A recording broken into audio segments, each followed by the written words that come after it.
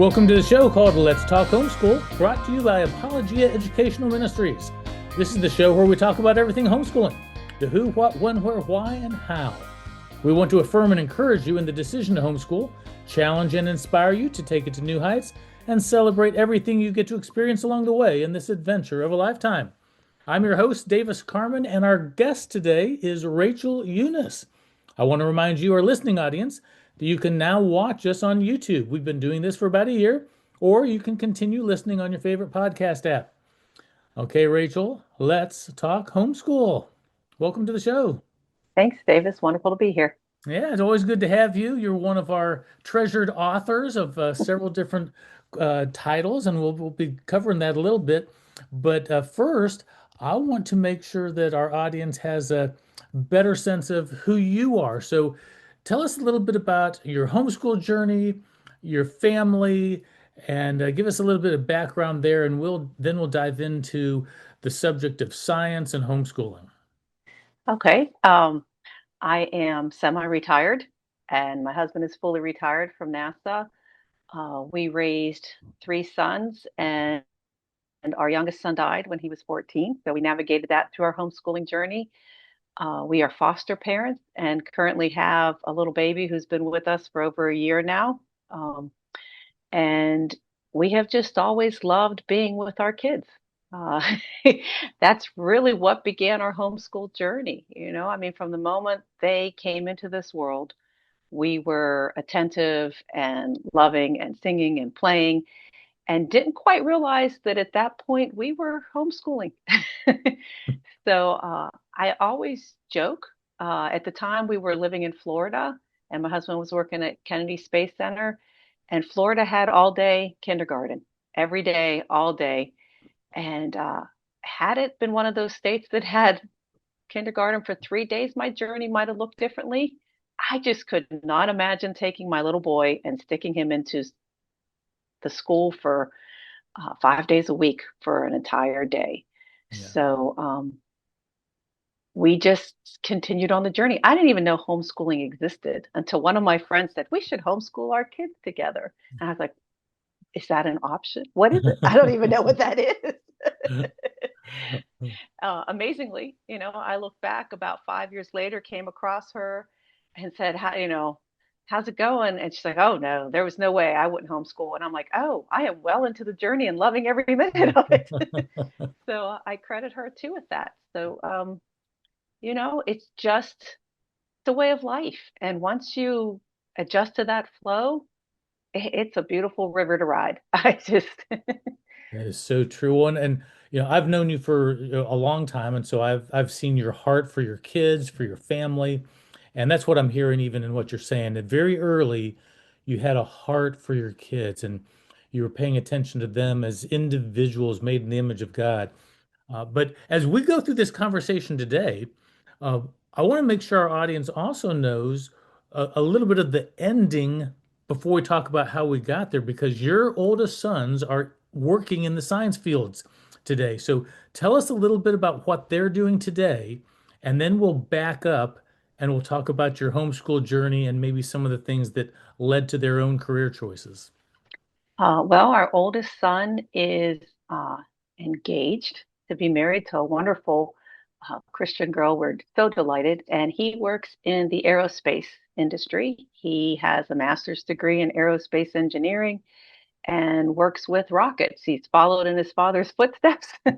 And it's just delightful to see, to hear the conversations.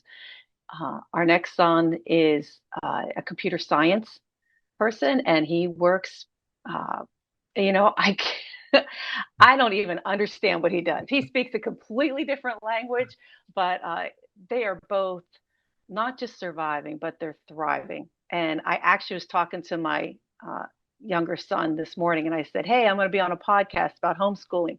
What can you tell him?" And he said, "Just tell him that I am so happy that I was homeschooled, and that has made all the difference in my life." Okay. So it's always wonderful to hear. Well, that's a great endorsement from your own son. So right there. Now, okay, so that's what your sons are doing right now. They're clearly in science and technology fields. Let's go back to the beginning. So when families think about homeschooling, it can be very intimidating, very overwhelming. Uh, what what do you think are some of the biggest misconceptions that cause that initial fear, especially when it comes to subjects like science that maybe a mom is not, an expert in or doesn't have a degree in of any kind? So, what do you think are some of those things that cause that overwhelm feeling and fear for parents?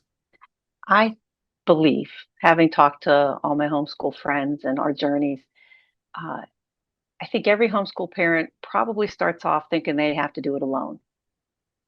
You don't, especially these days. There is just so much available. And then you've already touched on it, Davis. I think people think they have to be an expert in every field in order to teach it.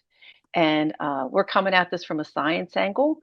For me, it was like, how do I teach history? How do I teach literature? My background's not in that. Am I going to be capable of giving my kids a well-rounded education?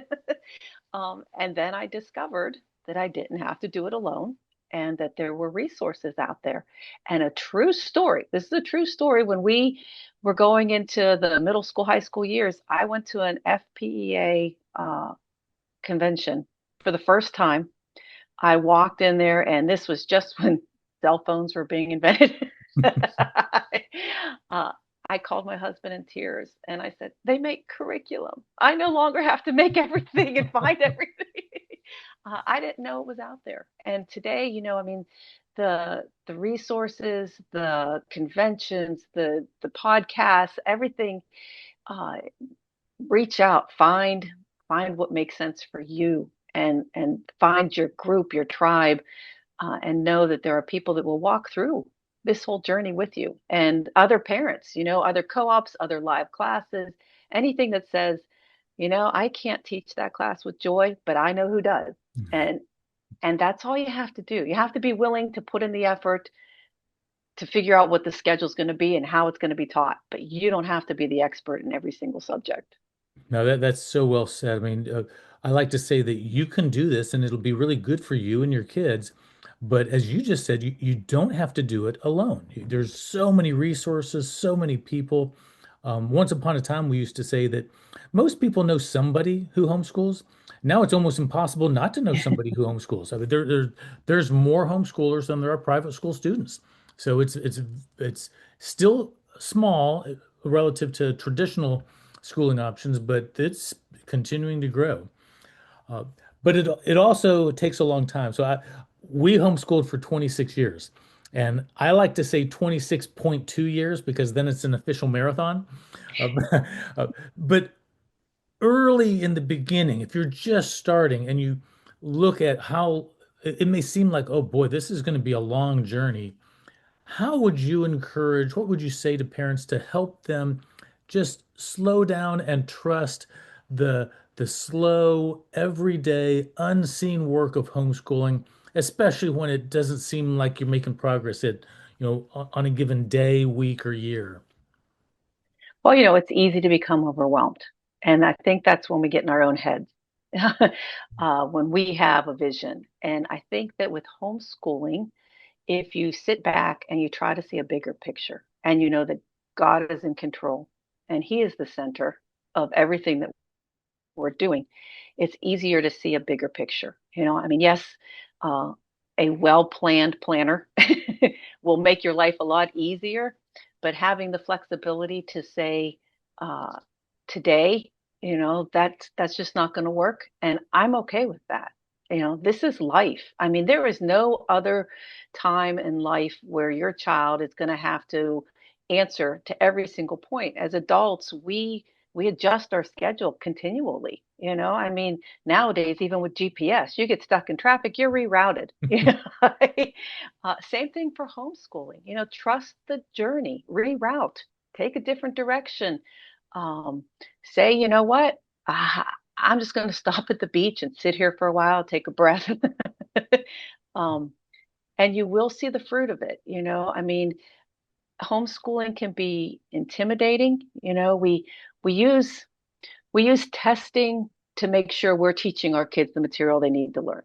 Like did I get that right? Did they understand it? Do I need to kind of teach it in a different way or in a different language to them? Uh, and then we use the annual reviews that some states require to say, look, I did do it right. There's progress here. Or, hey, we're going to back off. We're going to focus on this subject this year, but we've got the other ones. We're going to, easy glide on those and focus on this. And then you turn around and, you're no longer elementary, you're middle school, and you're surprised when your kids are out at the park and they're having a conversation and you're like, wow, they're holding their own.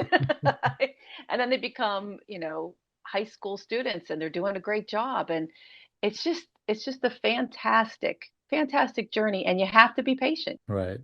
So, we're talking about science, we're talking about homeschooling, and a lot of families will get stuck on the academics. I got to teach them this subject well, that subject well. But how does faith play a part in the homeschooling journey? How do you, what role does it play? How do you incorporate that to shape what you're teaching at home and the discipleship that also happens as you mentioned it's a lifestyle. And so it is a lot more than just the academics, but what role does faith play or can it play in a family's homeschool journey? You know, um, Facts will only take you so far. Uh, if you don't have a context to put those facts in, uh, your life is going to be disheveled. So for our family, faith was one of those things that it held it together. It was the glue. I mean, I can teach you all the facts of science that, the world will say you need to know as you grow up. But that'll mean nothing if you don't see the wonder, if you don't look out into your world and say, I am walking in creation. And, as far as we know, there is no other planet in the entire universe that sustains life, and Earth is a gift. And it's just a fantastic place. How does it function? How does it work? Why am I here? What is my role in all of this? Um, God is here. I mean, we're learning everything we learn. God already knows. I mean, He created it out of nothing, and so it's kind of like a journey to get to know our Creator. We communicate. I have told people I can get lost in the philosophy, and I would love to sit and talk with you, Davis, on that whole thing of, we'll only take it down to atoms. We won't even go smaller than that. And atoms came together to form molecules, which came together to form cells, which came together to form a human being, which was born into this world. And that alone is a big, huge wow. But now here comes another individual, and they can communicate and we can share thoughts and ideas. And I mean, teaching your children to see that bigger picture every day should be a, a why and a wow. I mean, we kind of lose that when our kids leave toddlerhood, but it's amazing, especially now. It's springtime here in Virginia where I live, and I'm looking out a window and I see buds coming up. I'm like, I don't know. It's just God is incredible, and He will get you through the tough times too. Like I said, we lost the sun in our journey, and it didn't stop us. I mean, homeschooling was a gift that allowed us to slow down and be together and survive that, like, and to build. And I don't know. I mean, I can't imagine taking God out of the picture, to be honest with you. It's just so ingrained. Allow it to be the main focus, the what you need every day. Right. Well, and having that awe and wonder and instilling that in our children will help them maintain that curiosity to discover what God has created and fall in love with the one who did create everything. Hmm. And so, yeah, faith plays a beautiful picture when we slow down, like you say, and actually look outside, so go out there, touch things, pick up things, investigate, and just explore God's wonderful creation and get to know what He's trying to say to us. It's one of His books that He's written to us. You got general revelation, and specific with the Bible, but general revelation and creation is a beautiful thing that teaches us so much about God. And we're learning science as well along the way, biology, physics, astronomy, the whole bit. So it is a beautiful and natural thing that parents can do. So homeschooling is hard. I mean, you already talked about planning. We talked a little bit about being overwhelmed and the fears. But what what advice would you give a parent that feels inadequate, that feels like they're not patient enough or organized enough? Uh, what would be some of the first words of encouragement you'd give to that parent? I have. I've been in our booth for Apologia and talked to some of those parents, and I was one of those parents. So I would say you don't have to know everything. I used to tell my children, I don't need to teach you everything. I just need to teach you how to get the answers that you are searching for. I do believe, reading. Children need to be able to read and read well. And if they can read, they can teach themselves anything they want. And we're blessed now with, the internet. If used wisely, there are lots of sources that, if you want to learn how to change a tire, you can look that up, and someone will show you how to do it. Um, but trust trust that you're taking this journey with them. Again, science, I know for some people they think, I don't understand science. Well, make it part of the fun of your life too. Then take that time to understand science. I did not know history. I was so afraid, like, I'm going to get history wrong. I'm going to get history wrong. And then history turned into one of my favorite subjects. And I was just sort of like, oh, wow, I didn't know that. Oh, wow. And it became fun because I was learning alongside my children, quite honestly. I mean, I'd read a lesson and then I'd assign it to them and then we would discuss it. And it just, same thing with science. I do love Apologia. That first FPEA conference, that's when I was introduced to Apologia and I never looked back. I thought, wow, these are such incredible books and so well written. And I can, it helps me teach a subject, do that. Find what works for you, which speaks to you, and then roll with it and have fun.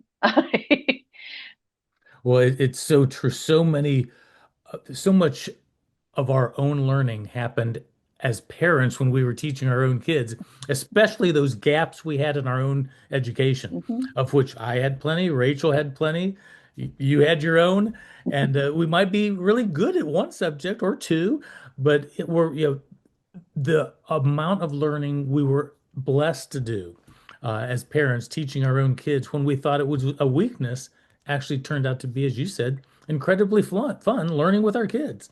So I think that's a great piece of advice and encouragement to give parents. But going back to science, every subject can be taught differently. Some subjects like history, you might be reading and then writing. Math, you might be having to really study something and do some homework to figure it out. Science, on the other hand, has got its own unique ways. So, what do you wish moms and dad understood about teaching science before they even read a teacher's manual or open a textbook? What would you say? Hey, if you're going to teach science, here's some things to know about teaching it in a certain way. I would say science is fun because it's hands-on. If you're teaching any of the subjects, chemistry, all the experiments, uh, anatomy, all the dissections, uh, physics, activities and everything.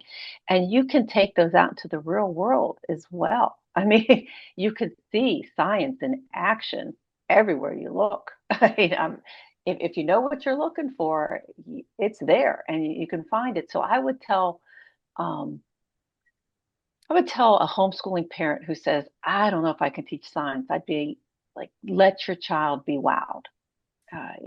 find, you need to have a book you trust. You do need to have a textbook. You need to have something that you say, okay, I trust the facts. I trust what they're telling me here. I trust the context that they're putting it into. And then allow them to experiment. I mean, when my boys were little, I was stepping over things left and right. I would go to clean their bathroom and their sink would be filled with water and there was something going on. They'd be like, don't touch it. And I'd be like, okay, you got one more week and then this has got it. But you know, let them see science in action. Let them discover it and experiments, activities. Uh, Allow your child to do that. Going out to science museums, just getting out into nature. We had a homeschool co-op that went out into the river and threw nets and pulled in and we studied the creatures. We didn't know what they were, but we knew how to find out what they were, and we looked them up. And I said, "Ooh, I'm never going to put my toes in that water again." But I just, um, it's just it's time to be with your kids to learn about their world, and when they learn about their world, they learn about their place in the world. And we're called to be stewards of the earth, and we can only be good stewards if we understand it. Yeah. I mean, when things are happening, God has entrusted us to figure out, okay, what can I do? How do I do this? How do I Mhm. shepherd this part of my world? Right. So let science be that for you. No, I think that's good advice. Uh, so on when you homeschool, there's the overwhelmed feeling because, as you said at the beginning, oh boy, how am I ever going to teach my kids everything they need to know? I'm not good at this subject. I'm not patient enough, organized enough, all that. But there is that temptation to say, okay, I got to cram everything in. I got to teach every possible subject, and then pick one subject like science. Okay, now we're teaching science. I got to teach them everything about science.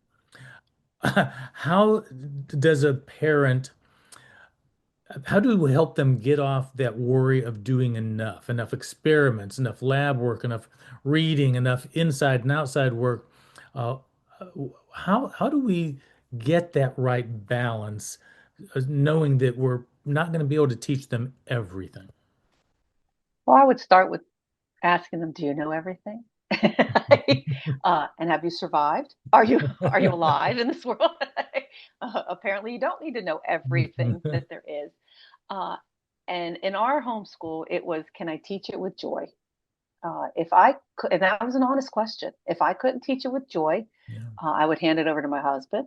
I would hand it over to a friend. I would hand it over to a co-op. There are lots of options out there. Teach it with joy. Your children will learn it with joy, and let your child lead. I mean, if they're learning with joy, they're going to want to do the experiment. They're Yeah. going to want to learn something. And if they don't find it, don't do not force a child. I mean, there is plenty of time. You have your entire life to learn what interests you. And not every child's going to want to be a scientist, but every child should sort of understand the basics of chemistry, the basics of physics. Again, we're stewards of this world. How does our world function? How does my body function? um, and from there, they'll learn. They'll pick it up along the way. So if you're overwhelmed, again, we had a death in our family. We shut down homeschooling for a while. I mean, and that was okay. That was a whole nother life lesson that we learned. Um, but with science, if something's not working, close the book, go outside, start a garden. Your child will learn so much digging in the dirt, planting a seed, watering it, finding it fascinating as it produces a fruit that will give it more seeds. uh, it's those kind of things that say, watch your child, take your cue from them. Uh, you, as the parent, have to be the one who sees the bigger picture, Yeah. and to say, we're walking, we're making progress. We're going to skip that concept because it's just not fitting in right now, and we'll circle back to it. It might be this year, it might be next year, it might be, like I learned something in chem phys in elementary, and we skipped that chapter. Well, we hit it again in physical science in middle school, Right. and then they took physics in high school, and hey, they got it. They didn't have to learn it when they were in elementary. And quite honestly, if they didn't quite get it in high school, they'll cover it in college if that's a field that they're going into. You don't have to understand everything in this world. Nobody does. I don't know anybody who could, well, maybe the people on Jeopardy, but I mean, Sam and I, we have our gaps. I did all the biology, he did all the physics. Yeah. We co-teamed chemistry together. I did English, he taught literature co-op with kids in our. Okay. You find your strengths, you find your friends, and you go from there. Well, and I think you said it right at the beginning. I mean, teach with joy. Hmm. I love the idea of making sure our kids love to read and love to learn. And that goes hand in hand with what you said. If mom or dad are not enjoying the homeschool journey, the kids are probably not going to enjoy it very much either. But if they see that mom and dad really seem to be into this, and they're giving me some ownership, letting me decide, oh, hey, can I do this experiment a little longer? Sure, have at it. And then that cultivates a love of learning that makes the curiosity stay alive, the going deep in subjects that they're really interested in or really good at. And I think that is a great word that you've given to everybody is do this with joy, and you'll reap a lot of benefits with that attitude. We touched on how does faith play into the homeschool journey, but when you teach science and you're homeschooling your kids, how can that contribute to the overall spiritual formation for your kids? In other words, we don't want to just teach science and the academics of it. How do we actually pay attention to the spiritual formation of our kids as we're teaching them science? Well, I'm going to be biased here because I used Apologia and then was blessed to become an Apologia author.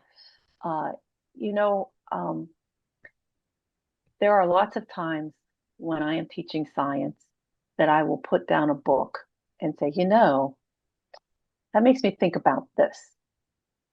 And Apologia has incorporated that into their science. There are so many ways to make connections. Our world is connected. The Bible is the foundation Yeah, of everything.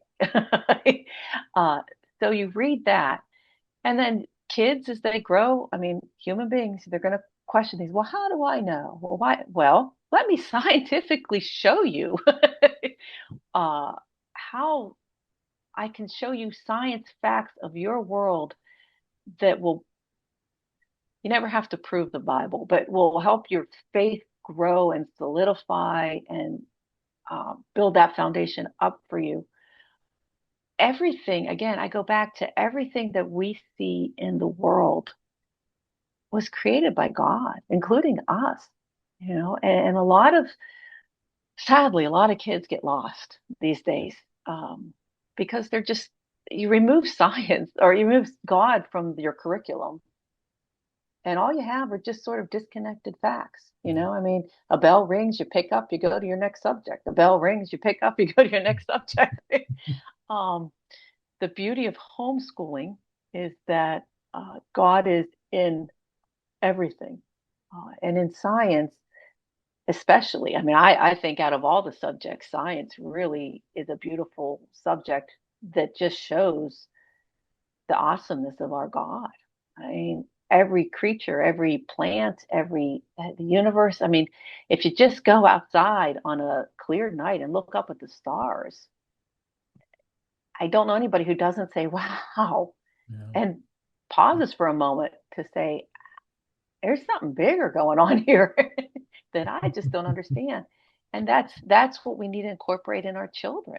If you give them that, they're going to want to learn more, not just the facts of it, but to grow closer to their creator, to understand their place. Like, why am I here? What am I being called to do? yeah. Yeah. No, even just this morning, I took the dog out early and there was a beautiful clear sky, and I just had a fantastic view of several of the constellations.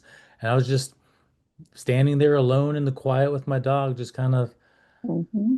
worshiping God, basically. Um, so yeah, no, that's great words of encouragement right there. So I want you to tell the audience the books that you've written, because you've written some preschool books, some elementary books, some high school books, some advanced books for Apologia. You're one of our authors.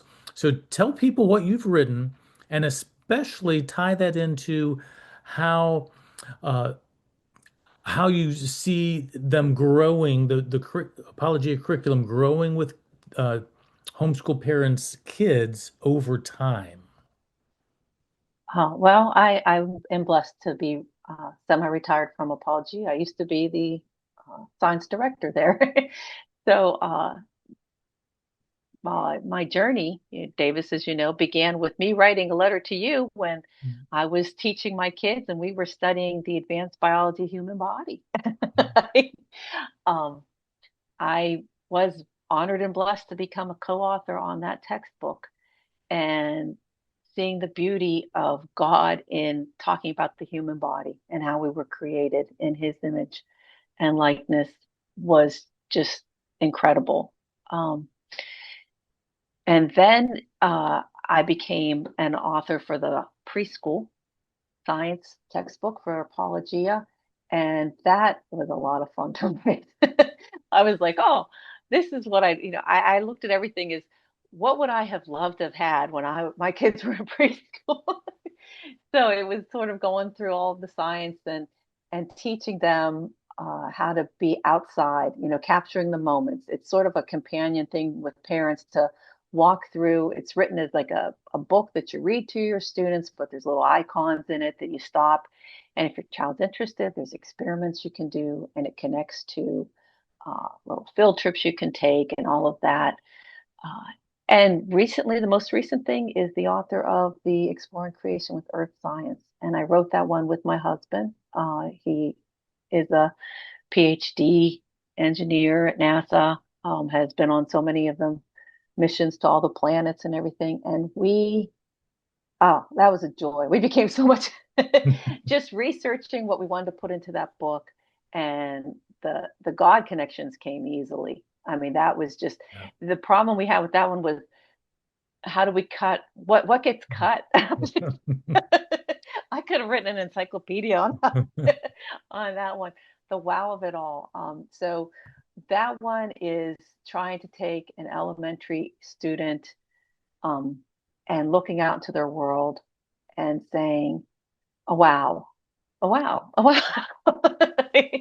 um, so that's been my journey as an author at Apologia, and I still stick around and do writing on the side and podcasts with you and everything. But it's been a lot of fun. I could not have imagined a more blessed journey to be on as an adult teaching science to kids because that is my passion, and to be able to do it in a way that connects to God is just was a gift for me. Yeah, that's great. Well, yeah, it's been wonderful working with you through the years. So as we start wrapping up this conversation, we talked about your sons at the beginning, that they're in the science field. Then we backed up and kind of went through the homeschool journey that a lot of parents might be going through. But let's go back to your sons. They're adults now. They're working in science fields, aerospace and computer science. Looking back over your homeschool journey, what do you think contributed most to nurturing their own curiosity and love of science during their formative homeschool years? Uh, okay, you asked. We never said no. If they were interested in something, we did our best to make it happen. It might have been museums when we were on vacation. We would look them up, and I would spend hours standing there as they sat with the exhibit over and over and over again, and they continued to find it fast. Eyes blurred over, but I never said no. Uh, anytime we saw an interest, we jumped on that bandwagon. When my younger son showed an interest in computers, we bought him a computer. You know, we researched classes that we knew were safe and we trusted and where he could learn, and we encouraged him to take them. We allowed our kids to fail. I mean, if they did an experiment and it went wrong, hey, what'd you learn? You know, what would you change? What would you do differently? Like I said, my house had things growing, not always necessarily the kind of things you would grow in a house. But, I mean, I learned where I needed to clean my house better because they were experimenting to see what's growing behind that. Um, you gotta follow your kids' lead. You Yeah. know, if they're interested in something, don't shut it down. Don't say, well, okay, that's great, but we got to move on because the planner says this. Right. Close that planner. If they are interested and they are learning and they're taking it in a direction that shows that they're taking an initiative and that they like what they're learning, let them go. I mean, that is learning in its finest form. Mhm. You can't top that. I mean, you just can't. And then, I mean, when you see it waning or you see them asking more questions, then okay, fine, let's open up the planner and see where we're going to go next. Yeah. But uh, we are born with an innate curiosity. You know, uh, don't kill it. Do Yeah. not kill it because the planner says no. I do believe, every apologia comes with a schedule, in the textbooks, and it's a suggested schedule. And that's not just a glib statement. It's a, hey, this is what we suggest. Yeah. Adapt it to fit your family. And that's a true statement, you Yeah. know.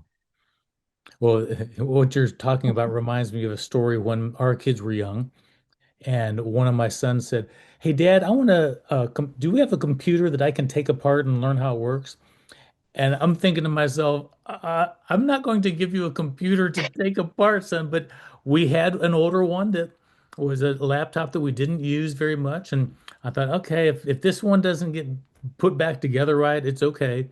And he spent a couple months taking that thing apart, doing all kinds of things. It never got back in the same condition it was when I gave it to him, but he was deeply involved in this project of his own making to figure out how this computer worked, what did the pieces and parts look like, how are they assembled, and I didn't really like it because I wanted it to just stay a working computer, but he loved it. He thrived on it, Mhm. and it didn't become anything for him. He did not go into computer science fields, but he did learn quite a bit during that 2 months, and he was in love with learning.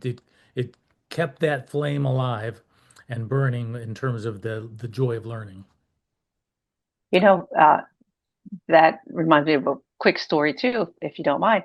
My older son, did an internship in high school where he was doing computer science, and he hated it, absolutely hated it. And that's what he thought he was going to go to college for. Mm, And so we were like, hey, that's great. I'm glad, because better you find out now than right, later, right, And so, taking things apart, putting them back together, eh, failure is not failure if you learn from it. I right, mean, so exactly. taking apart a computer, seeing everything that goes into it is fascinating. I mean, it's truly amazing sometimes, especially when you think of what it actually does, Mhm. Yeah. So yeah, I'd say let your kids follow their lead. A lot of them will lead to the next thing. A lot of them will be not a dead end, but an end that Mhm. says, okay, not that, but maybe this. Exactly. You know? No, and that's a good thing, like you're saying. So, well, Rachel, as we wrap this up, uh, what final words would you like to share with our audience? What words of encouragement would you like to give to the parents that are in the middle of their journey? Uh, what what would you want to say to them right now to so that they can keep on, persevere, and do this well? Oh gosh. I mean this from the heart. I love you. I do. Uh, I offer you a hug from one homeschool parent to another. And I say, thank you for taking this journey. Don't give up. It's hard, but it's so rewarding. In the end, you will turn around and you will be grateful that you had this time. I mean, do not wear yourself out. You are important too. Take time for yourself. If you are totally overwhelmed or if there is a life circumstance, uh, teach your children how to manage that too. You know, a child doesn't need to see you frustrated. Child needs to see you how to navigate through a frustrating moment successfully. A child needs to see you joyful to learn new things alongside of them, to say, hey, I don't know the answer to that. You know, I honestly don't know the answer to that, but I know how we can find it out together. You know, and find joy in your journey. There are lots of us out here cheering you on. Uh, Come out, go search the conferences, find listen to other people who have been there, other people who are in the thick of it. Find what works for you, and I'm praying for you. I really am. I am so happy that you're taking this journey, and I believe your life will be richer for it. Fantastic. Couldn't agree more. Well, as always, we have to bring these conversations to a close, but thank you all for listening. Thank you for watching. We hope you'll join us again next time. And this has been Let's Talk Homeschool, brought to you by Apologia Educational Ministries. I've been your host, Davis Carman, and our guest today has been Rachael Yunis, author of Apologia's Exploring Creation with Preschools, Exploring Creation with Earth Science, and Exploring Creation with with the Human Body, our advanced biology course. All right, everybody, have a great day, and until next time, we're walking by faith and enjoying the homeschooling adventure of a lifetime.